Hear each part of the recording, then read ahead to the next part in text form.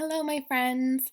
Today we're going to continue on with just what we were doing yesterday, which is adding three-digit numbers together. So today we're going to do our journal pages and the step-in portion of our journal work. So if you have your journal book in front of you, your math journal, and a pencil, you are ready to go. I am going to do part of the step-in with you, so let's get started. It says, look at these two pieces of ribbon. How could you figure out the total length? So, I'm going to give you just a second. You can pause the video if you want some more time to think about it.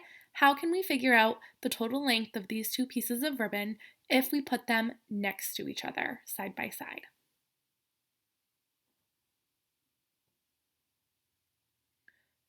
Are you ready? Well, luckily, the book gives us the lengths of the red and the blue ribbon. We can see that the red ribbon is 345 inches and the blue ribbon is 173 inches.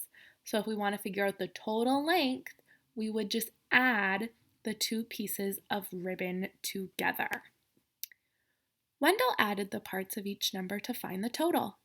Write an equation to show his adding. So I'm going to do this part with you. When it says that Wendell used each part of the number to find the total, he's talking about the hundreds, the tens, and the ones. So first he added his hundreds together, then he added his tens, and then he added his ones. So let's make an equation to show that thinking. Luckily, when we add the different parts, it's usually really friendly numbers to add together that we can do in our head, and then we can write our equation out and we can solve that on paper. So let's get started. Let's start with the hundreds. With the blue ribbon, we have 100, and then the red ribbon, we have 300. And I know in a snap, 100 plus 300 is 400. We want to make sure we're not making the mistake of just adding 1 plus 3 because that would make our total way off. That would only make 4 instead of 400, right?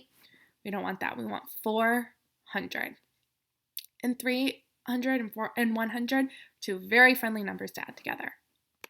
Now our next step is to add our tens. So we have 7 tens for the blue ribbon and 4 tens with the red ribbon. So I'm going to use my count-on strategy, and I know that 7 plus 4 is 11. But we're not talking about 7 plus 4, right? We're talking about 7 tens and 4 tens.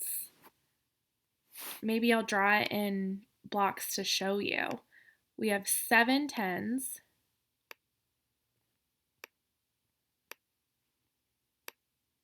and 4 tens.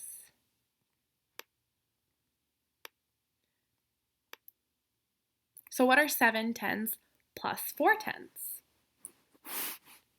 Let's count the blocks. 10, 20, 30, 40, 50, 60, 70, 80, 90, 100, 110. So all together, that makes the number 110, even though it was just 11 tens. You know, my secret strategy that I always use, if I know we have 11 tens, all you have to do is plop a 0 right on the end. That's all you got to do if it's 11 tens. But if you don't remember that, completely fine. You can draw out your tens blocks and count them just like I did. All right, and now our last step is to count our ones. I have 3 ones over here, 5 ones over here. I'm going to count on and start with my greater number 5 and count on 3. So I'm at 5, 6, 7, 8. And there we go. Here's our equation. 400 plus 110 plus 8. Now our last step is to just solve the equation, and that will tell us what the length of the two ribbons are.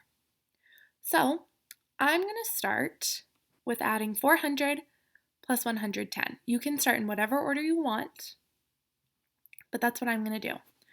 I know that 400 plus 100 is 500, plus 10 is 510.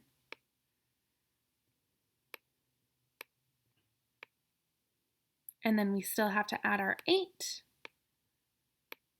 And I know if I'm adding 8 ones to 510, that makes it 518. And there we go. Now we've solved for the total length. Draw jumps to show how you could add the numbers using a number line. So I'm going to leave this part up to you. And you can either solve using the number line, or if you don't want to use the number line and you would rather use blocks to show your thinking to get the total answer, you can do that too. But you're going to do this part on your own, and when you take a picture of your journal work to send to your portfolio, I will see which strategy you used. But lucky for us, we already know the answer is 518. So now you just have to show either using blocks or the number line how to get that answer, adding the two pieces of ribbon together. And then you have to choose for yourself which method you liked the best. I would like you to just jot down right here which one you liked the best. You don't have to tell me why, but then when you go off to do your journal work, use whichever method you like best. Okay? Good luck.